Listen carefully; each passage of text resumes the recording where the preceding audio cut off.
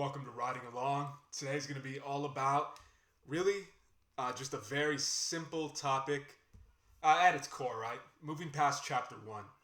It could be moving past page one, but I mean, let's just say for all intents and purposes, chapter one's really the how do we move beyond there? That's a big question, and just to give you it right away, you're going to have to accept the fact that your first chapter might just completely suck on its own.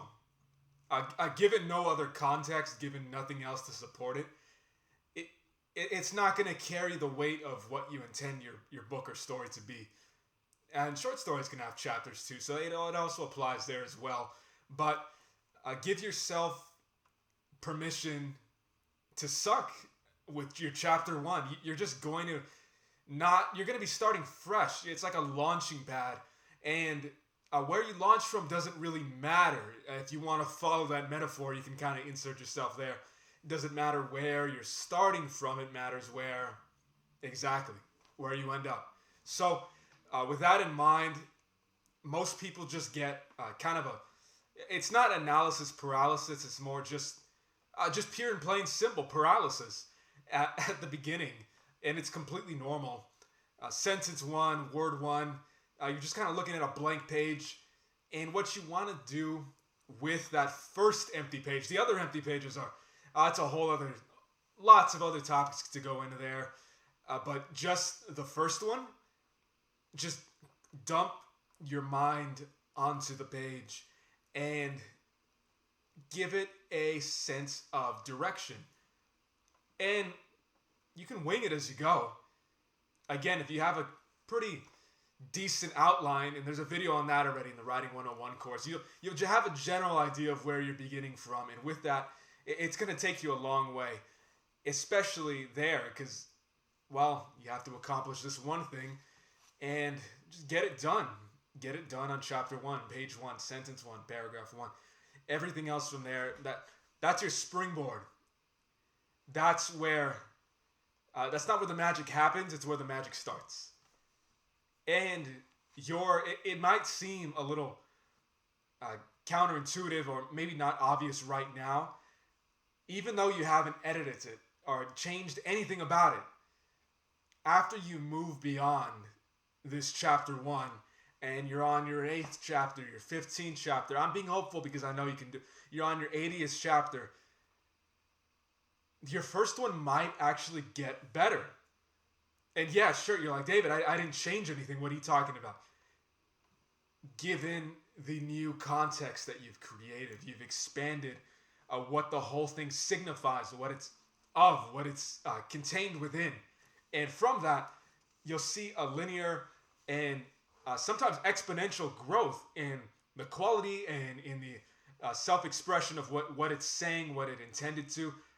It might have a purpose that you didn't even realize, and you're going to connect it later. Your readers are going to connect it later, like, this part in the middle, this exposition, it all somehow related to the beginning. And it doesn't have to be this groundbreaking connection. It really doesn't. Just any kind of semblance at all will redeem and revive anything wrong with your first chapter. It doesn't mean don't pay attention or care about it. It doesn't mean that you want it to suck. It doesn't mean you want it to not engage and grab the reader. But I'm saying you're going to be surprised at what it actually represented and how it all connected into one entire story, into one entire book. And through that, reoccurring theme.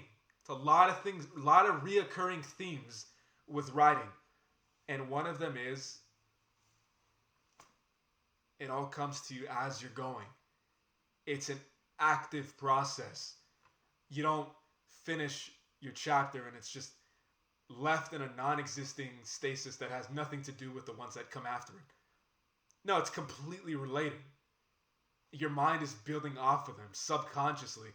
Your brain's a lot more complex than you're thinking right now. Really, even if you don't think you're so smart, I don't care. Your brain is incredibly complex. The fact that you're hearing auditory sounds and converting them into meaning within your brain, through your ears. Are you following? Yeah, you're following. You're hearing what I'm saying. That kind of stuff. And those background processes aren't just unique to this conversation, this dialogue we're having. And it is a conversation, it is a dialogue as always. Just leave a comment and let me know too. How have you gotten past chapter 1, page 1, or if you're still struggling, if you're still not sure, tell me why. Tell me what's got you stuck. What's your biggest fear moving beyond that first part, that first chapter? Sentence, word. Remember, it's all the same. It's just all part of the beginning. And if you've, even the world's most basic outline, beginning, middle, end, if you have something underneath the beginning, that's all it needs to be. It can just tell it as simply as possible, as easily as clumsy. Give yourself permission to be clumsy with your words. Or if you're trying to write really simply, if there's a certain style you're going for, go ahead and fumble over it. Really, you need to open yourself up to that, because you're gonna understand why those words came out of you after you've moved forward. But you're never gonna move forward if you don't understand that you simply just need to put down what is organically kind of coming to your mind. Don't strive for perfection here. Don't think, oh, I need the perfect intro to grab my readers. First of all, if they picked up your book, something already kind of drew them to it, whether that's some kind of magnetism that you've created. All right, you've shared it, you have an audience. Even if it's a tiny audience, right? You have people who are willing to read what you have to say. Or your cover kind of drew them to it too, and they're not going to give up. Most likely after just the first part. Most likely, they're not even going to start on the first page. They're going to open right in the middle. I've seen this happen so many times. I don't know why people do this. If you know why, let me know. Grab a book, just straight in the middle, or straight to the end. Maybe you're one of those people. Tell me why. There's nothing wrong with it. I'm just curious. I'm legitimately just very curious as to the thought process behind it, because it can serve as an example for yourself, okay? Don't shoot for gold before you think you can start. Really reread some of the first chapters of some of your favorite books. Were they really that great? Or do you just remember them being part of a great book? Was there anything so special about the beginning? There might have been. Or was it just kind of an illusion? Was it just kind of propagated by the entirety of what this book and work represented that you like? It was the best of times, it was the worst of times. Really, look at that. That's a very famous opening. But one time I really did just kind of stared at it, read it over and over. I'm like, this is really repetitive. This is kind of annoying. And that's not a criticism at all. But yet it's so timeless. It wasn't really anything to do with that intro in and of itself. It's the fact that it connected and set the defining tone for everything else that would follow. Everything else there within that would be contained in that book, in that story. Syndication of a story, and so on. Same applies to, I make a lot of connections to TV shows, okay? And movies. The first lines aren't really always the smartest. It's not always this, sometimes it is, but it's not always this philosophical thing that kind of grips you. It's just more often than not, observations. And what's the easiest thing ever to do, if not just make an observation? Point at something and be like, hey, I'm looking at that. And this happened. And because of that, I think this. but really that.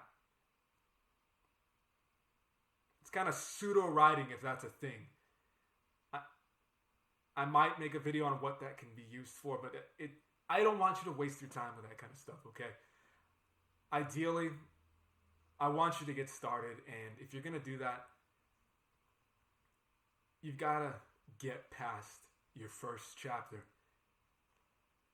Only way to do that is to give yourself permission to not be great at it. To not come up with this immortal line. No one cares. That's not what they're reading it for. If you're chasing that, if you're trying to find that absolute first impression that will make a universal impact on all the readers who pick up your book, I guess what people are going to react differently. What you think is genius, what you spent, some people spend years agonizing over. Someone's not going to like it. It's going to completely push them away from your book, actually. And you don't get a metric on that. You don't get a count. You'll never know. You're kind of waging yourself on an uncertainty that takes time away from your life. Not just your book, right? I mean your life. Aren't there things you enjoy? Aren't there places you'd much rather be spending your time than agony over a book? It doesn't have to be this long and drawn out process. Oh, you poor tortured soul. Okay, some elements of that may come through, just mentally, right? You know what I'm talking about, writers, but it's not strictly that.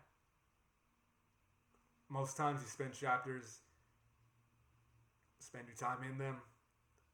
It's not just crawling at the altar of the inspiration book gods, just asking for some kind of golden sentence. It's not like that. Not at all. Okay? So, you're able to move past chapter 1, page 1, sentence 1. It doesn't have to be genius, doesn't have to be something no one's ever heard before. It doesn't even have to be the definitive intro to what you're writing. You might read it after and think, what is this? Like, is this even acceptable? Is this going to work? It's going to work. It's going to be consistent with everything else that's going to follow it. Otherwise, it wouldn't have come from you. It really wouldn't have. Speaking of definitive, how to write a book in 30 days, your 10-part guide, completely free. Check it out at writingalong.com. I'll see you all around.